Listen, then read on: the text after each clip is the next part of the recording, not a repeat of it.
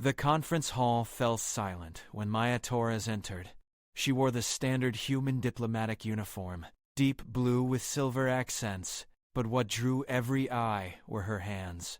The burn scars ran from fingertips to wrists, twisted patterns of pink and white tissue that spoke of unimaginable heat. She carried her data tablet carefully, her movements precise despite the stiffness in her fingers. General Krath stood near the central podium, his massive frame covered in ceremonial armor that gleamed under the artificial lights. The Apex were a warrior species, proud and aggressive, their bodies engineered for combat over thousands of years. When Krath saw Maya, his lipless mouth curved into what might have been a smile.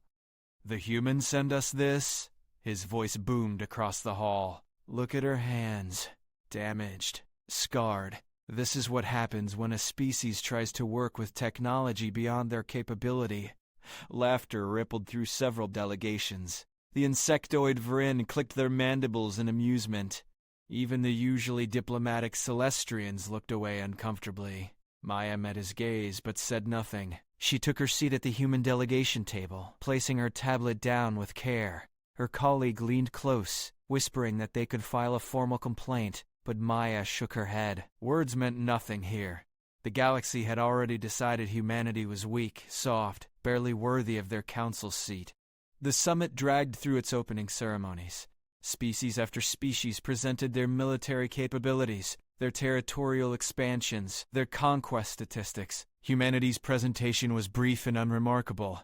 They had no conquered worlds, no enslaved populations, no glorious battle history to boast about. When Maya returned to her seat, she felt the weight of 1,000 dismissive stares. During the first break, delegates scattered into smaller groups. Maya stood alone near a viewing portal, watching the stars beyond. She didn't notice the small figure approaching until it spoke. "Excuse me, human." Maya turned. The child barely reached her waist, covered in the same scaled hide as General Krath but in miniature. The apex cub tilted its head, large eyes fixed on Maya's hands with undisguised curiosity. "Yes?" Maya kept her voice gentle. "Your hands." The cub stepped closer. "Were you forged in battle too?" Maya blinked. "What?" "My father's scars. He earned them in the blood campaign. Every mark is a victory." The cub touched its own smooth scales. "I have none yet. But yours look like fire scars. Battle fire?" Maya knelt down slowly, bringing herself to the cub's eye level. Behind them, conversations continued, but she noticed several delegates had gone quiet, listening. "Not battle," Maya said. "But fire? Yes. Then how?" The cub's innocence was disarming.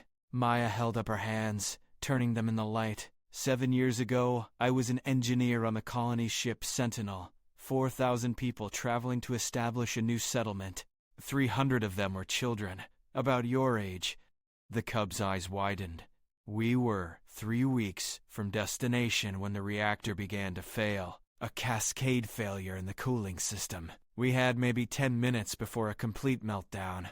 That kind of explosion would have vaporized the entire ship. She flexed her fingers, remembering. The emergency override required manual engagement. Someone had to hold the cooling valves open while the backup systems cycled through. The valves were inside the reactor housing. The temperature there was 900 degrees. "But you would burn," the cub whispered. "I did burn." Maya's voice remained steady. "I sealed my suit and went in. The moment I grabbed those valves, I felt my gloves melting, then my skin. The pain was beyond anything I'd ever imagined, like holding my hands inside a star." She could see it now, the crimson glow of superheated metal, the acrid smell of burning polymer and flesh, the screaming alerts in her helmet as her suit's medical sensors went wild. My team begged me to let go.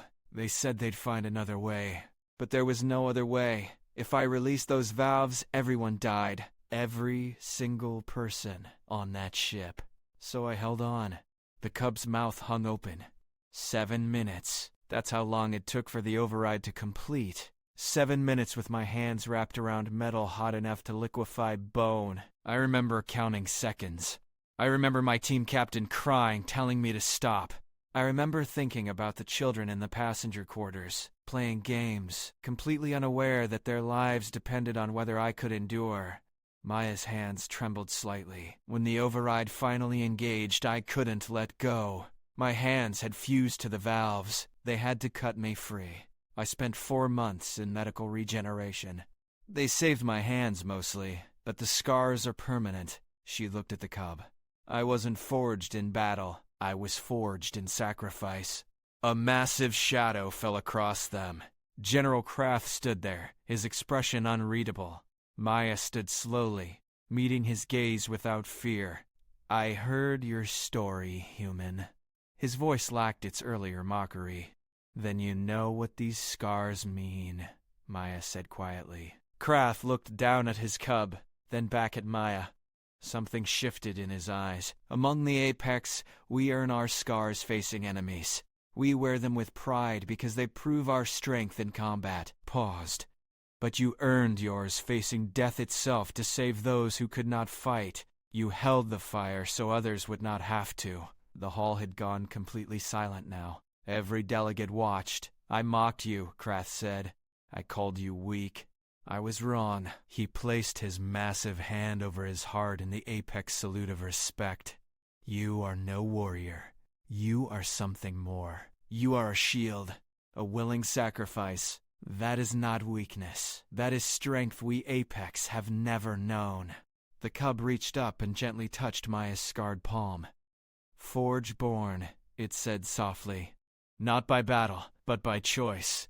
Maya felt something break inside her chest, a tension she'd carried since that day on the Sentinel. She knelt again and let the cub trace the patterns on her skin. Every human has a story like this, she said.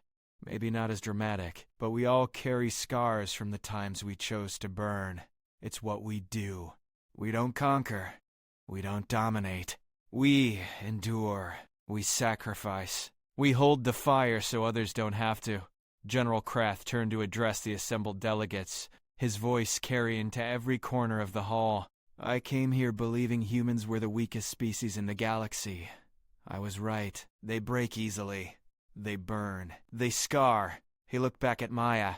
But I understand now. They break themselves willingly. They burn so others will not. They bear scars as proof of their sacrifice. He raised his voice. The Apex have conquered 100 worlds. We have never once chosen to burn for them. The Celestian ambassador stepped forward, her crystalline form refracting the light. 3 years ago, human medics stayed behind during the plague of Zathan. 60% mortality rate. They all died treating our people. Her voice cracked. We never thanked them. Other voices joined in. Stories of human rescue workers, engineers, volunteers. A pattern emerged of a species that rushed toward danger while others fled, that gave until they had nothing left, that burned and scarred and broke themselves for the sake of strangers. Maya stood there, her ruined hands at her sides, and finally understood what they represented. Not failure, not weakness, but the cost of being human in a galaxy that measured strength by what you could take, not by what you were willing to give. The cub still held her hand, small fingers gentle against the scars. When I grow up, it said, I want scars like yours. Maya smiled, tears in her eyes. I hope you never need them. But if you do, I hope you earn them, saving someone who needs you. General Krath bowed, a gesture of profound respect among the Apex, reserved for the greatest warriors. Forge-born, he said. May humanity's fire never dim. Maya looked around the hall at faces that now showed wonder instead of mockery. She raised her scarred hands. We will burn as long as others need light, she said. That's what it means to be human. The stars beyond the viewport seemed brighter somehow, and Maya understood that her hands had finally told their story to those who needed to hear it. She was forged not in battle, but in sacrifice, and in that moment she had never been more proud of her scars.